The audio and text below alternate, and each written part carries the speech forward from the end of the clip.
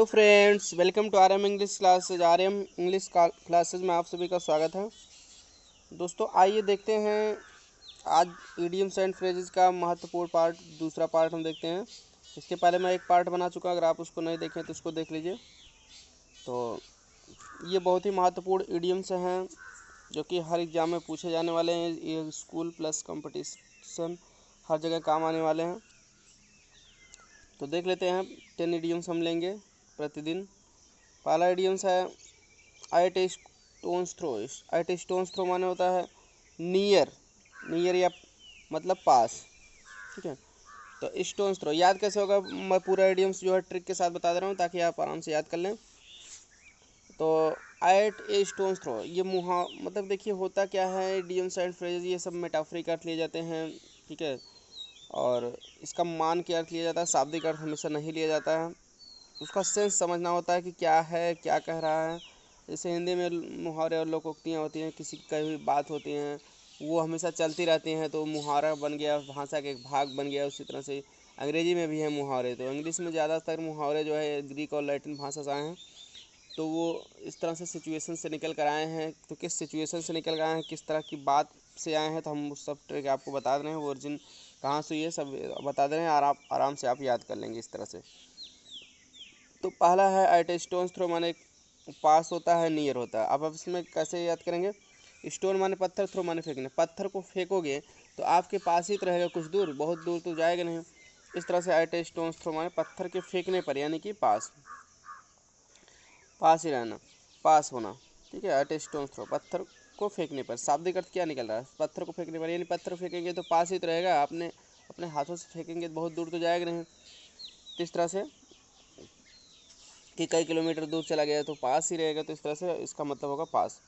तो जैसे एग्जांपल देखते हैं, my college is at a stone's throw from my house. मेरा घर जो है मेरा कॉलेज जो है मेरे घर के पास है, मतलब इतना ही पास है कि मैं पत्थर फेंकूँगा तो वहाँ तक पहुँच जाएगा। ठीक है, इतना पास है, तो कहने का मतलब पास है। ठीक है, मतलब बहुत ज़्यादा दूर नहीं है, पास है, तभी तो हम वहाँ तक पत्थर फेंक सकते हैं। तो अगला है एट लार्ज। एट लार्ज माने होता है फ्री या स्वतंत्र, जिसको हिंदी में कहते हैं। एट लार्ज मतलब फ्री, स्वतंत्र। तो मेन बात है कि याद कैसे होगा। तो अब लार्ज माने क्या होता है, विशाल। तो इसका कनेक्शन है विशाल से। विशाल का मतलब विशाल मात्रा में। जैसे अब इसको बना लीजिए ट्रिक इसमें कि जैसे मतलब गांधी जी ने जो है जब देश को आज़ाद कराना था तो विशाल मात्रा में भीड़ को इकट्ठा किया, तो वहाँ गांधी जी के साथ विशाल मात्रा में लोग इकट्ठा हुए, तब देश जो है स्वतंत्र हो गया। क्लियर। एट लार्ज मतलब विशाल, विशाल मात्रा में लोग स्वतंत्र, लोग जो है गांधी जी का साथ दिए, तो देश क्या हो गया, एट लार्ज हो गया, स्वतंत्र हो गया। ठीक है, तो लार्ज मात्रा में भीड़ इकट्ठा होने पर, क्राउड इकट्ठा होने पर, गांधी जी के साथ देने पर देश जो है एट लार्ज हो गया। एग्जाम्पल देख लेते, the prisoner is at large after tipping the jailer. The prisoner माने कैदी होता है, इज एट लार्ज माने स्वतंत्र है, आफ्टर बाद, टिपिंग मतलब होता है बख्शिश देना। तो टिपिंग मतलब बख्शिश देना, तो जो है कैदी जो है जेलर को बख्शिश देने के बाद क्या है, स्वतंत्र है। इस तरह से आराम से याद कर सकते हैं। चलिए आगे देख लेते हैं।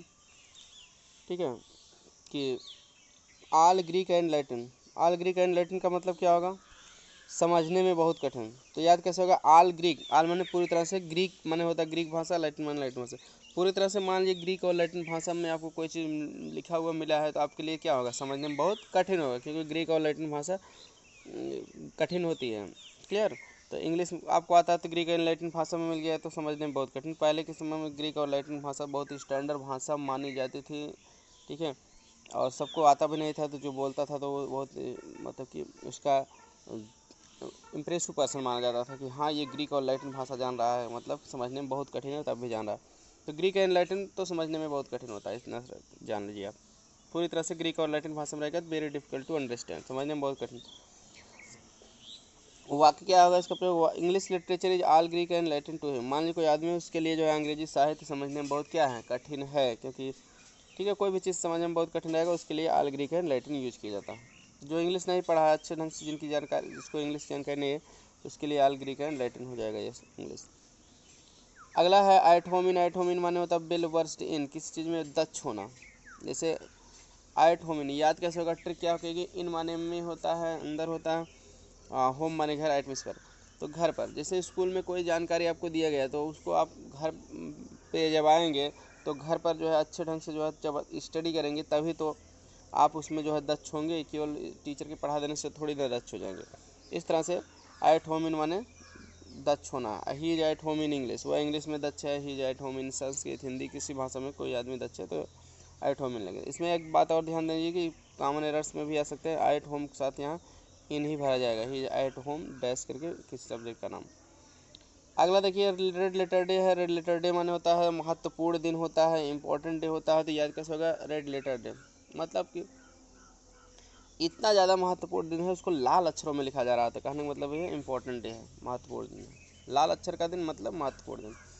जैसे फॉर एग्जाम्पल आप देखते हैं शादी विवाह में किसी उत्सव पर जो है जो सजावट की जाती है, लाइट से डेकोरेशन किया जाता है, तो देखिए रेड अक्षर में इधर से उधर तक चलता रहता है।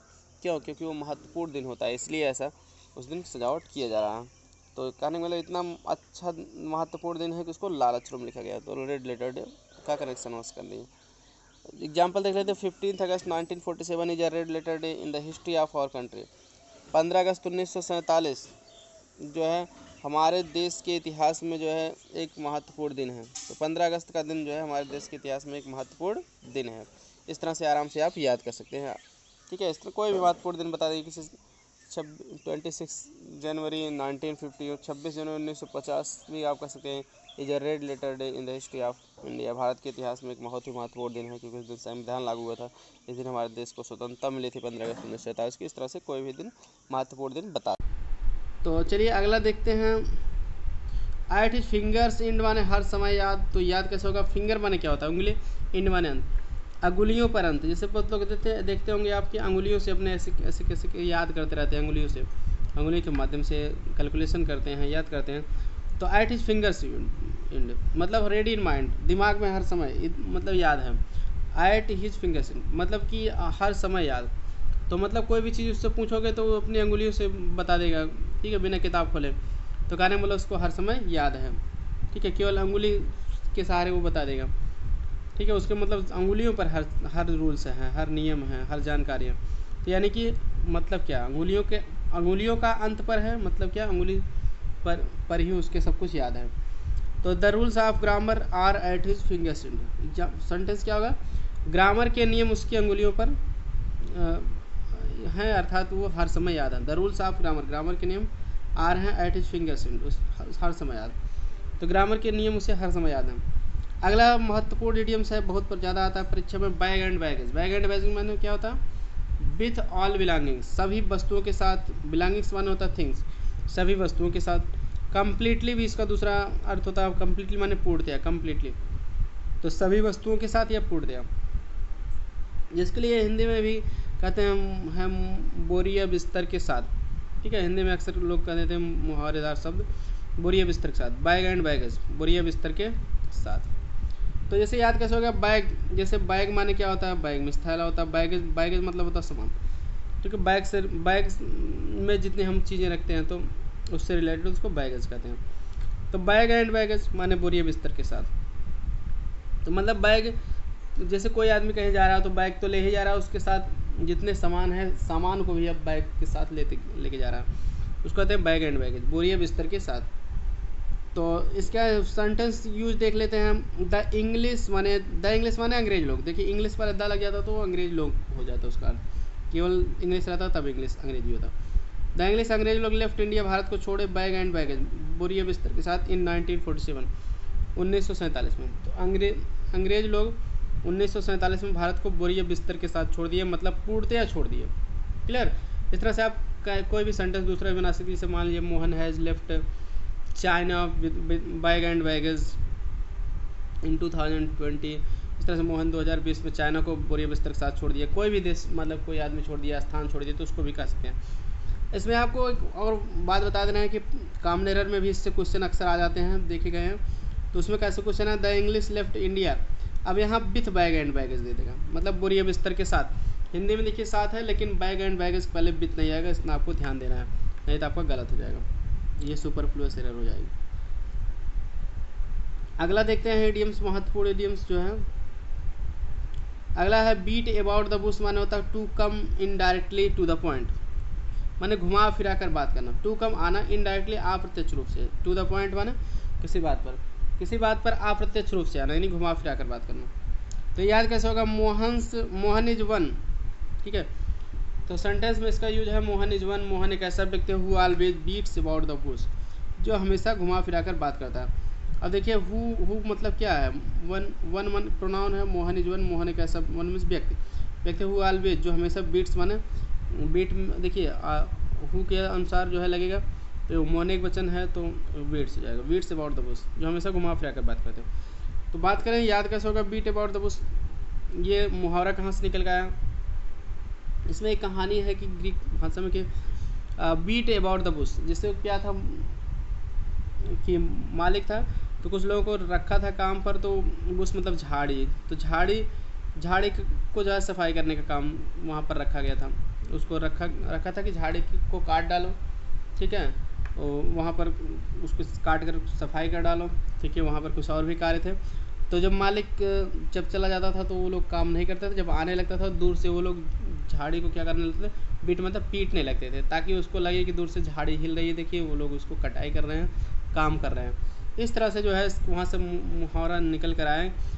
उसमें झाड़ी के अबाउट मतलब चारों, झाड़ी के चारों ओर पीटना मतलब क्या, घुमा फिरा कर बात करना, ठीक है। तो उनसे पूछा जाता था हाँ क्या कर रहे, काम नहीं कर रहे थे तुम लोग, तो वो लोग कहेंगे नहीं साहब काम ही तो कर रहे थे, कहने मतलब वो अपनी बात को घुमा फिरा कर रहे थे। जब नहीं आता था तो वो लोग आपस में बातें करते रहते थे, जब आ जाता था देखने के लिए तो उस समय वो लोग बात करने, ठीक है, अपनी बात को जो है घुमा देते थे, घुमा फिरा कर बात करने लगते थे, ठीक है। तो इस तरह से वहाँ से मुहावरा निकल कर बीट अबाउट द बुश, झाड़ी के चारों ओर पीटना मतलब घुमा फिरा कर बात करना, क्लियर। तो Mohan is one who always beats about the bush, Mohan एक ऐसा व्यक्ति है जो हमेशा घुमा फिरा कर बात करता है। इस तरह सेंटेंस हो गया। अगला इंपॉर्टेंट इडियम्स है बाय हुक और बाय क्रूक, माने किसी भी प्रकार से, बाय हुक और बाय क्रूक माने किसी भी प्रकार से, बाय एनी वे किसी भी प्रकार से। अब देखिए नाउ इट इज, आजकल the students want to pass by hook और बाय क्रूक, आजकल के विद्यार्थी किसी भी प्रकार से पास होना चाहते हैं, कि बाय हुक और बाय क्रूक। देखिए हुक क्या होता है, हुक जाने रहे फंसाने वाला चीज़ होता है, टेढ़ा होता है थोड़ा। क्रूक मतलब क्या होता है, भी टेढ़ा मतलब क्रूक माने बेईमान होता है, क्रूक मतलब एकदम बेईमान जो होते हैं, ठीक है, टेढ़ाई से यानी कि बेईमानी के द्वारा, ठीक है। तो बाय हुक और बाय क्रूक तो मतलब बेईमानी के द्वारा यानी किसी भी प्रकार से, ठीक है, उसको कहते हैं बाय हुक और बाय क्रूक, ठीक है। तो क्रूक वैसे भी जान लीजिए किसी भी प्रकार से, बेईमान व्यक्ति होता तो बेईमान व्यक्ति क्या, कोई भी किसी भी प्रकार से वो कुछ ना कुछ आपका लेना चाहता है, अपना ही फ़ायदा चाहेगा। इस तरह से बाय हुक और बाय क्रूक माने किसी भी प्रकार से। Now it is the students want to pass by hook और बाय क्रूक, आजकल विद्यार्थी किसी भी प्रकार से पास होना चाहते हैं, चाहे किसी भी प्रकार से नकल करके या कैसे भी, ठीक है, पास होना चाहते हैं। अगला लास्ट इडियम्स है आज का break the ice. Break the ice में होता है मौन का वातावरण तोड़ना। ब्रेक द आइस मीन्स होता है टू ब्रेक साइलेंस, साइलेंस माने शांति, शांति को तोड़ना, मौन को तोड़ना, ठीक है। साइलेंस मीन्स शांति या मौन, तो मौन को तोड़ना या मौन का वातावरण तोड़ना। तो ये मुहावरा याद कैसे होगा, आइस मतलब बर्फ होता है, ब्रेक माने तो बर्फ तोड़ना मतलब क्या, मौन का वातावरण तोड़ना, क्या कनेक्शन है। तो इसमें देखिए ग्रीक मिथोलॉजी में एक कहानी है कि उसमें क्या था कि कुछ लोग जा रहे थे तो वहाँ पर एक दरवाज़ा था, गुफा था, तो वो लोग गए जा रहे थे तो एक गुफा से होकर उनको जाना था, तो गुफा का दरवाज़ा क्या था, बंद था। तो किसी के समझ में नहीं आ रहा था कि कैसे हम गुफा के अंदर हिले, गुफा के अंदर घुसे। तो अचानक एक व्यक्ति ने जो है वहाँ पर एक बड़ा सा मतलब थोड़ा पत्थर देखा, तो उसके दिमाग में आइडिया कि इसी पत्थर से हम मार के इस, ठीक है, जो गुफा के दरवाजे के पास ढेर सारी बर्फ़ जमी थी, बर्फ़ को हम क्या करें, तोड़ दें, तो हो सकता है आगे हमको जाने का रास्ता मिल जाए। तो उसने क्या किया कि पत्थर को उठाकर उस पर प्रहार किया और बर्फ़ क्या किए, टूट गई, क्योंकि सब लोग शांत थे, एकदम शांत थे, समझ नहीं आ रहा क्या करें। तो अचानक वो बर्फ़ को क्या किया, तोड़ दिया। तो बर्फ़ को तोड़ दिया तो सब लोग जो है खुशी से चिल्लाने लगे, यानी कि सब खुशी से चिल्लाने लगे, तो मौन का वातावरण वहाँ क्या हो गया, टूट गया, क्योंकि सब लोग मौन थे तो मौन का वातावरण तोड़ दिया। उसने जो है इस तरह से मौन का वातावरण, बर्फ़ को तोड़ा, यानी कि मौन के वातावरण को तोड़ा, वहीं से मुहावरा निकल के आया। तो चलिए देख लेते हैं इसका sentence use. When all were silent for a long time, जब सभी लोग, ऑल वेयर साइलेंट जब सभी लोग शांत थे, फॉर ए लॉन्ग टाइम काफ़ी लंबे समय से, जब लंबे समय से सभी शांत थे।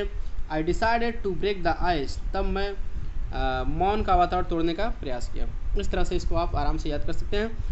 तो आई होप वीडियो पसंद आया तो लाइक कर दीजिए, दोस्तों के साथ शेयर कर दीजिए, चैनल को सब्सक्राइब नहीं किए तो सब्सक्राइब कर लीजिए, बेल आइकन को ऑन रखिए ताकि ऐसे ही यूजफुल इडियम्स एंड फ्रेजेस आपको जो है मैं जब भी लाऊँ सबसे पहले नोटिफिकेशन आपको मिल जाए। और कमेंट करके आप हमको ज़रूर बताइए कि वीडियो आपको कैसा लगा और क्या मुझे इस सीरीज़ को जो है लगातार कंटिन्यू रखना चाहिए, क्योंकि आप जितना ज़्यादा कमेंट करेंगे, शेयर करेंगे और जिस भी टॉपिक पे आपको चाहिए बता दीजिए, उतना ही ज़्यादा मैं मोटिवेट होऊंगा आगे वीडियो बनाने के लिए। तो चलिए मिलते हैं नेक्स्ट वीडियो में। Thanks for watching this video.